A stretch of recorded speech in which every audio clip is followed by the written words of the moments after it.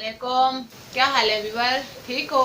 आप ठीक हैं? अल्लाह की फजल करम से हम भी ठीक हैं। उम्मीद करती हूँ आप भी ठीक होंगे। मैं आरजे महराज और मेरे ही चैनल मेरे ही नाम से है, तो जितने बहन भाई देख रहे हैं इसको इंशाल्लाह इसको सब्सक्राइब करेंगे, ज़्यादा से ज़्यादा इंशाल्लाह में लाइक करेंगे।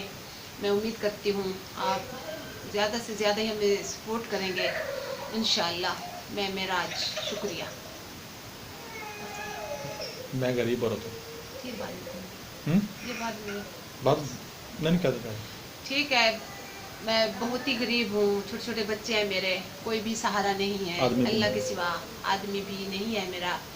तो इंशाल्लाह आप पे उम्मीद करती हूँ आप जितने भी बहन भाई हैं इंशाल्लाह मुझे सपोर्ट करेंगे।